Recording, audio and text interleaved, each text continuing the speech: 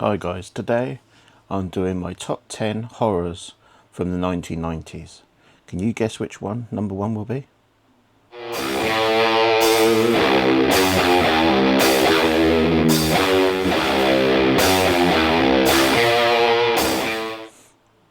At number 10 we have an arachnophobia. This film is from 1990.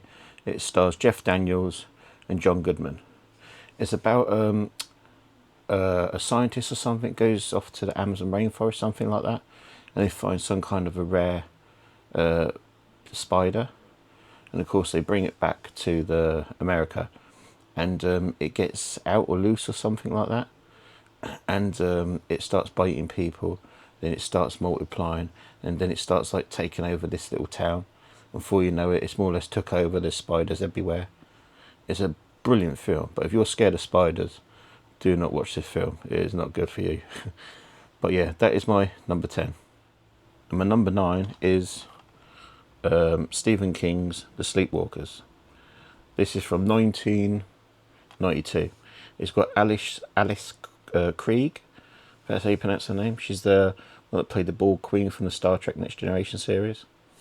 This is about mother and daughter. They're like some kind of ancient cat humanoid type people. So they're like big giant cats with they can go into human form, and they're in this house, but outside there's like all the cats outside, and the cats like don't like them. They attack them and everything, so they're scared of the cats. But the boy, the son of the mother, goes to school and he ends up befriending and liking this girl, and they go for a ride in a car, and he gets a bit too familiar with her, and she slaps or scratches him or something. Then all of a sudden he loses his form, his shape, and she sees like the cat face in him and whatnot, and it all leads on for them. It's a pretty good film. So that's my number 9. And my number 8 is Wes Craven's People Under the Stairs. Now this was from 1991, and this is about a rich family, husband and wife. They own all the properties, so they're the landlords in all this town in a poor part of America, and the tenants can't afford the rent and everything. So two of the people, man and boy, they go to think about robbing the landlord's house, and of course the house is like Fort Knox. It's security bolted down, guard dogs, everything. But they manage to get in. But then once they're in, they realise all is not well. Like there's people, kids, under the stairs, been kept there as prisoners for years and years and years, and it's a real dark, good, funny film.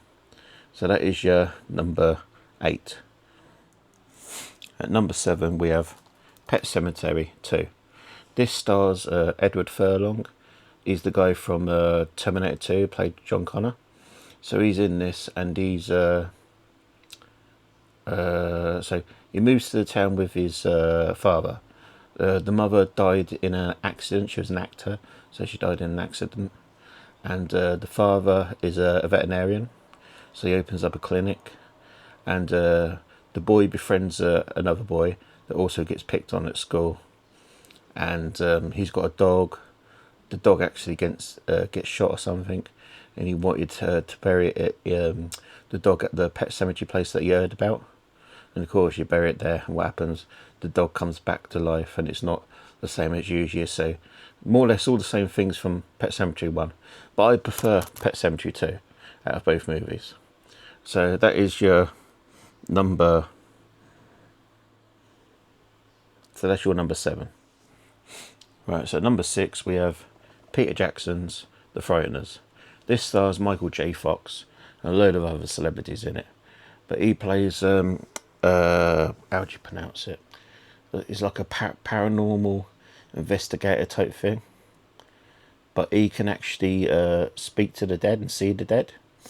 So he befriends these ghosts, and they actually pretend to haunt places. And of course he gets called to come in, do his stuff around the house to try and get rid of the ghosts. It's just like a big con altogether. But after a while, we start seeing numbers on people's heads just before they're about to die, And of course, there's a serial killer that got the death penalty, but he's come back as a ghost, and he's still continue his murders beyond the grave. So it's a good film, and that is my number 6. At number 5 we have The Craft. Now, this stars Nev Campbell from Scream, and it's got Skeet from Scream as well, and it's got the bird from what's her name? I can never pronounce her name, but she's from I know her from Return of Oz, and you got the other woman from Empire Records as well. So this is basically about a girl with a father moves to this town after her mother passed away, I think it is. Her mother was into witchcraft or something, or she was a proper legit witch or something.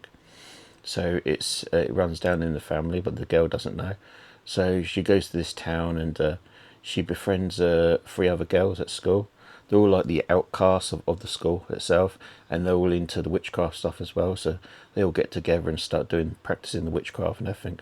But then one of them starts getting a bit power crazy, and they start turning onto the other girl and everything. It's a good film. If you're into your supernatural and witch stuff, this is a good film. So that's your number 5. My number 4 is Candyman, the original, with Tony Todd.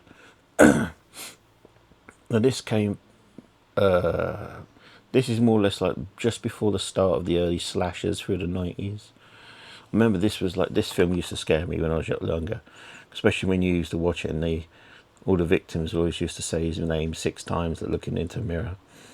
Me and my cousins used to have so much fun saying this in the mirror and then playing tricks on each other, like turning the lights off and all that stuff. But yeah, this is a good film. If you like your slasher movies with all your supernatural stuff, this is a good one to get. That's my number 4. At 3 we have the original Blair Witch Project. Now this movie, when it came out, I think they had a very small budget, and more or less all of it was just filmed on camcorder, and it's quite simple really, because most of the time you just see them going around in the woods, and what you see is more scary than what you do see, if you know what I mean. It's probably started off all the found footage horror genre, so this is my number 3. And my number 2 is I Know What You Did Last Summer, starring Jennifer Love Hewitt, Sarah Michelle Gellar, Freddie Prinze Jr. And this is probably just started off the slasher stuff just before Scream did. And of course, you know, most of the cast went on to better, huge, popular things. And it all starts off with, I think they just graduated from school or something like that, and they all go drinking, partying, and they're on their way home. One of them's drinking a bit too much and makes the car swerve or something, and they accidentally hit someone on the side of the road. And of course they didn't want to tell the cops because one of them's been drinking, they get done for it. So they put the body into the sea. But just before they put the body into the sea, the guy that was supposed to have been dead grabbed something on one of the women's shirts, like a brooch or something like that. And they tried getting it, they couldn't get it. So they decided to leave it and forget about it. So the whole year goes past. Then the anniversary of the accident, they all start getting notes saying, I know what you did last summer. And of course, it's the guy that they thought was dead. And it all comes tumbling down. So that is my number 2. And my number 1 is Scream, the first one. In my opinion, the only best Scream movie out of all of them. Now they're just like turning them out nearly every year. It's not the same. But the original one is the 90's slasher.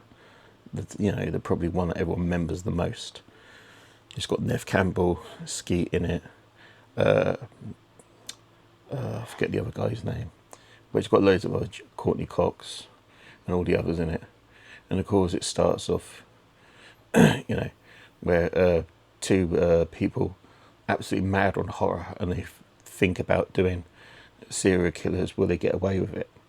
And of course you know the story as it all goes. But this is my number 1 best 90's horror slasher, Scream. If you like this video, give it a thumbs up, comment down below. Does any of these top 10 in my, would they have made yours? Or what would you put in as top 10? Consider subscribing to the channel, it helps it out. And there'll be some more top 10s, Blu-ray, steelbooks, reviews and unboxings on the way. Thanks for watching. See you next time.